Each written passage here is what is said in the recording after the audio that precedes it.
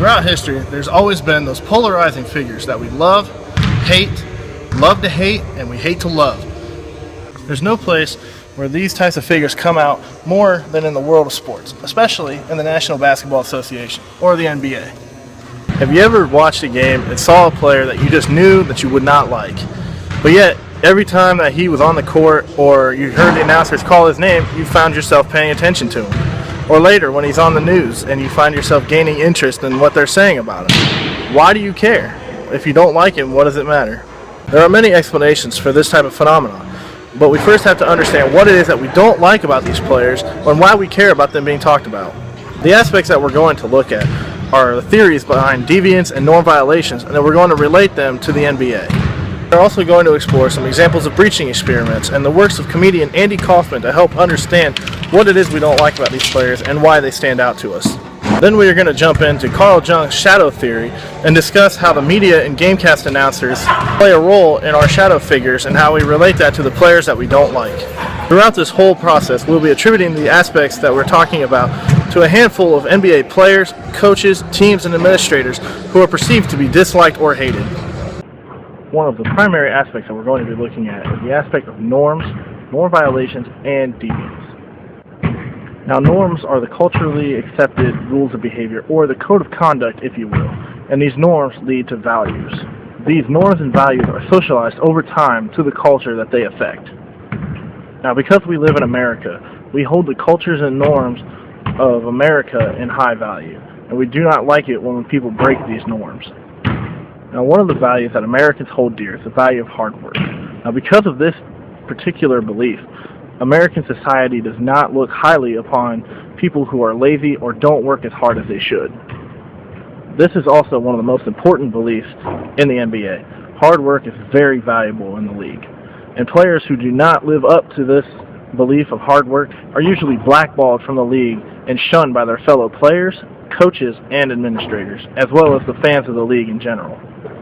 Now let's take a look at some of the players who are notoriously known for being lazy and don't put in the work. Kwame Brown is gone. The City of Angels, Hollywood, just should be celebrated. Throw a parade already, whether you win a championship or not. This man was a bona fide scrub. He can't play. No disrespect whatsoever, but I'm sorry to tell everybody the truth. The man cannot play the game of basketball. He has small hands. He can't catch the ball. He's got bad feet. He can't really move, even though he's mobile. Doesn't really know what he's doing. Doesn't have a post move that he puts to memory that he can do 2 times in a row. He has no game whatsoever, plays no defense, doesn't have the heart, the passion, or anything that comes with it. And you're asking me whether they gave up too much? Please, the Los Angeles Lakers knew exactly what they were doing. It's easy to sum it up when you just talk about practice. We sitting here, I'm supposed to be the franchise player, and we're in here talking about practice. I mean, listen, we talking about practice. Not a game. We talking about practice. The NBA has its own set of norms and values that everyone in the league is expected to adhere to. These norms and values are both the written rules of the game and the unspoken rules that players universally adhere to. An example of these norms is the concept of professionalism both on and off the court, and that there is to be a mutual respect between all the players in the league, regardless of whether or not these players like each other or not. The violation of these norms can result in punishment, such as fines and suspensions for these players. The consistent violation of norms is known as deviance. Emil Durkheim studied deviance and claimed that it was a normal part of a social organization. In many cases, deviance is defined as a nonconformity to the norms and values of a large group or community within a culture. If the deviance persists, the individual may be subjected to being an outcast and potential banishment from the group by the other members. Now, you're probably wondering how this concept of deviance and nonconformity relates to the NBA. Well, players who are in the NBA are expected to adhere to certain guidelines, and if they don't, they get punished for it. So a nonconformist in the NBA may not adhere to, say, the dress code or the rules of fair play. Players like this will then get a reputation around the league, and teams may not sign them. Players won't want them to be on their team. Coaches won't want to coach them simply because of the headaches that are involved with coaching players like that. Now let's take a minute and see if we can think of any players that might fit this mold. Did you think of players like Charles Barkley, Lance Stevenson, Bill Laimbeer, even Ron Artest or Latrell Sprewell? Let's take a minute and take a look at some of their game films, and you can see why these players have this type of reputation. Barkley on the recovery, stopped by Ewing, and then put on the floor by Oakley, and Barkley goes at Oakley. Oakley missed with a swing. Barkley tried to go back at him, and they're separated. Shot blockers. Artest drives and finishes. And the Laker crowd fired up, and a shot as Harden goes down. And World Peace elbowed him. Oh no, Ron Artest was squaring off with Serge Ibaka. Or World Peace, I should say. Third quarter, Jordan drives, and Rick Mahorn followed a Piston credo. No layups. But the Bulls enforcer, Charles Oakley, wasn't pleased. We got a fist fight now. It wasn't like I was trying to hurt him. I was like, oh, forget it. And I just knocked him down, and next thing you know, Doug Collins jumps on my back. Mahorn would have to shed Collins a second time before it was over, and he and Oakley got ejected. Jordan went on to score 36 and a 60. Now, when we left off, we were getting into how deviants are controlled by their groups.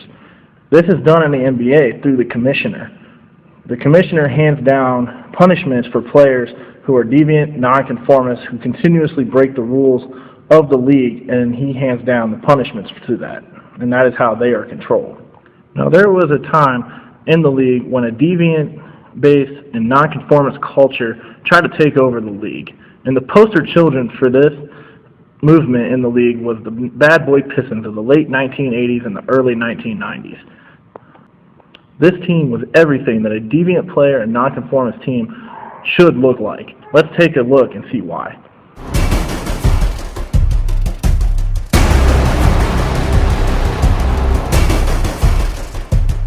Here's the thing that people do not want to admit. The Pistons in 1989 and 1990 were the best team in basketball. I don't care how physical they were, how mean they were the best team.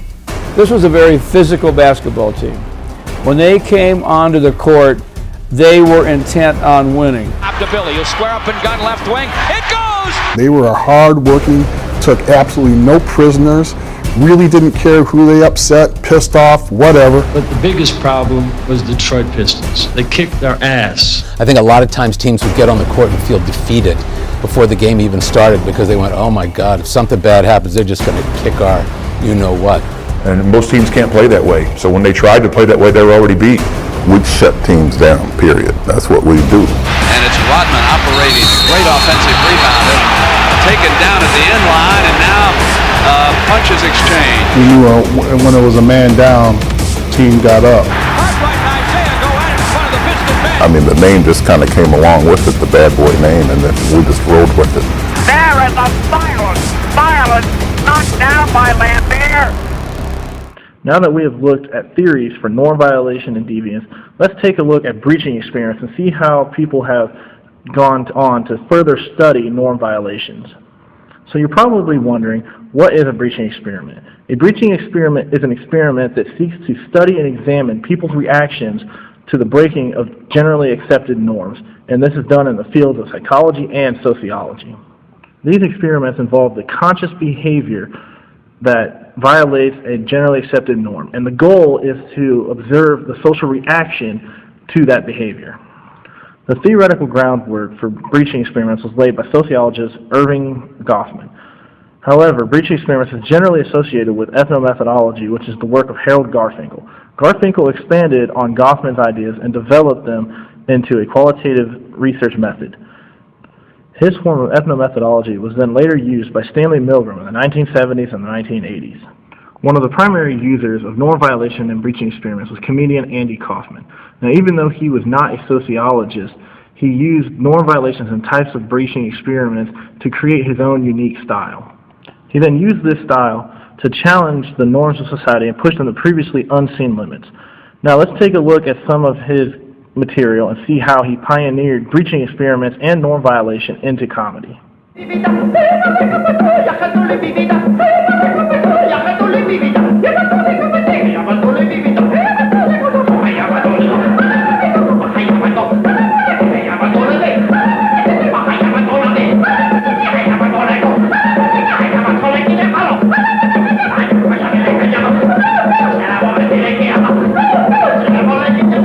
irrepressible Andy Kaufman.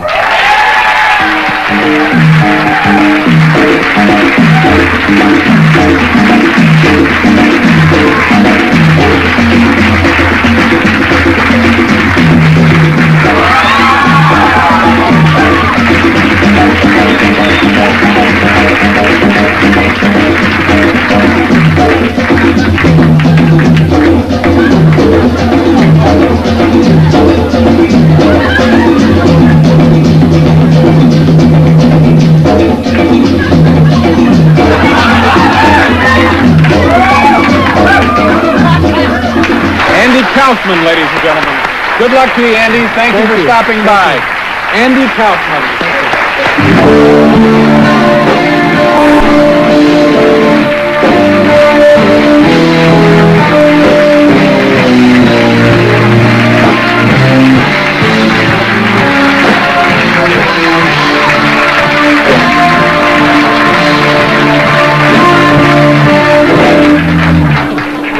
Okay, Andy, thank you very much.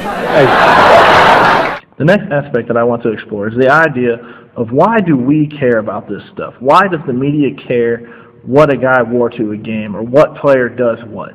Why do you care that a player that you don't like is being talked about? In order to better understand this, I think we need to take a look at Carl Jung's shadow theory and the idea of the shadow concept.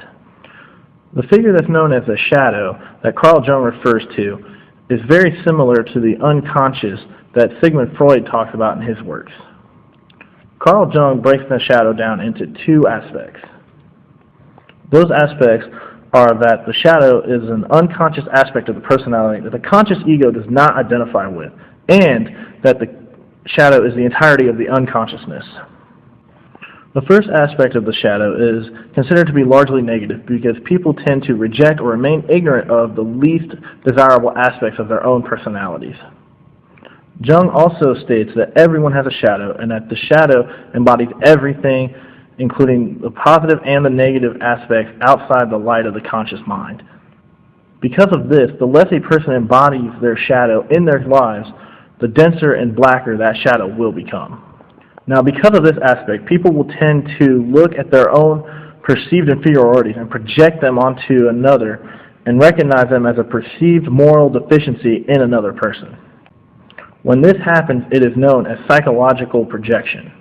These projections can remain hidden, but when that happens, the projections insulate themselves and harm a person by acting as a veil that is consistently thickening with illusions between the ego and the real world. There are 4 ways that people deal with their shadow. Those 4 ways are denial, projection, integration, and/or transmutation. Now that we have examined Carl Jung's shadow theory, let's apply it to the NBA and why we and the media care about what a player does or why we may not like a particular player. Sportscasters and announcers have a lot of influence in this area. They can tend to throw in their own biases and prejudices without even meaning to. And when something happens in a game, they can either report on it a lot and cover it a lot and blow it out of proportion, or they can just tell the audience exactly the information that they need to know and leave it at that. This can have a large impact on how we think about and perceive certain players and teams. Now let's take a look at an incident that happened in Detroit between the Detroit Pistons and the Indiana Pacers that will forever go down as the Malice in the Palace. Intelligent game tonight. Then Wallace is fouled, and Wallace did. Wallace right at our chest. This has potential to be serious if they don't get between. Wallace upset. Players trying to hold each other off. Steven Jackson and Rasheed Wallace trying to be peacemakers. Now Jackson yelling. Wallace still going. You need the coaches in there to get him away. Let it go. That's not that hard of a foul. It's not a normal foul, but not that hard. And Ben Wallace can't react that way. Sure. He'd have to walk past the Pacer bench to go. Now Artest has jumped over the scorer's table and is trying to get down to the bench. Artest is in the stands. Oh, this is awful. Fans are getting involved. Steven Jackson's in the fans. Rasheed Wallace going into the stands. After further review, I still think they are. Although not all the fans, those that came on the floor, guys, and it escalated when the fans get involved. Well, there's no question. One thing that people don't understand, when you're involved in a rivalry like this, where the emotions are running at all-time highs,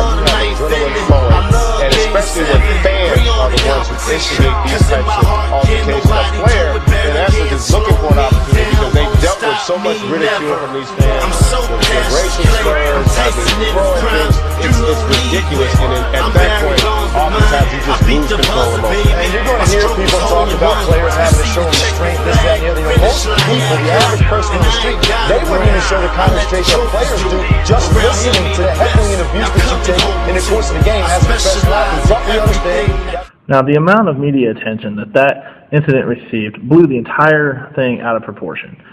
Yes, there were players who were fined, and yes, there were players who were even suspended for that altercation. But because of all that media attention, people projected their shadows onto players like Ron Artest because he had the courage to fight back. The shadow theory will indicate that someone who projects that onto a player like Ron Artest because he fought back may or may not do so because they don't have that aspect of their personality and they wish they did, so they demonize him for having that aspect of himself. Or they do have that aspect of themselves and they don't like it. They're not happy about the fact that they tend to fight back, so they scrutinize him for being able to fight back. Now, fighting back is not the only aspect that people worry about. There are lots of other aspects of our personalities that we may or may not like, so we project it onto other people when we see that aspect in their own personalities. Now, the poster child in the NBA for this is Dennis Rodman. Throughout Rodman's career, he was always challenging the norms, being deviant, and not always following the rules. People thought of him as a dirty player, but they also loved him for his hard-nosed talent.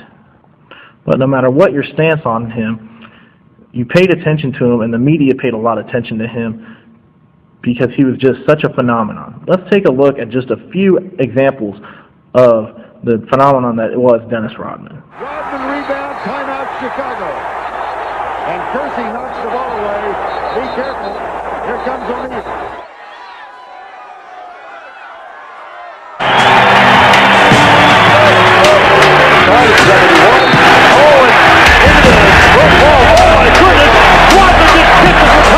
In Rodman's case, Jung's shadow theory is a great method of explaining why the media and so many other people paid attention to him. Whether they loved him or whether they hated him, they still cared and wanted to see what he was going to do next. Now, norm violation and deviance are two things that have become very common in the NBA over the years. The players are consistently challenging the accepted norms and both the spoken and unspoken rules of the league. The most recent player in the league that has gotten a lot of scrutiny for his antics on the court is Lance Stevenson. He has faced a lot of scrutiny from the media, other teams, and the fans for some of the things that he has done. There are people who love the way he plays, and there are people who hate the way he plays the game. But either way, he gets a lot of attention, and they will examine every move that he makes on the basketball court. Once again, shadow theory is a great tool to explain why Lance Stevenson gets so much attention for his antics on the court. A person may look at him and see an aspect that they do not possess in their own personalities, and so they are glad that someone else has the courage to challenge the rules of the establishment. On the flip side, they may see that aspect of his personality and not like it because they themselves have that same aspect and they don't like it either, so they demonize him for it. Either way, their shadow is being projected onto Lance Stevenson. Each of these theories helps explain why we, the fans, care about these players who are considered to be dirty, lazy, nonconformist, or simply players that we just don't like. So the next time that you're watching a game and you see a player that you don't like, stop and think. Is he really a bad guy, or is he embody something that you don't like about your own self and your shadow? Either way, I'll see you out there, and thanks for joining me today.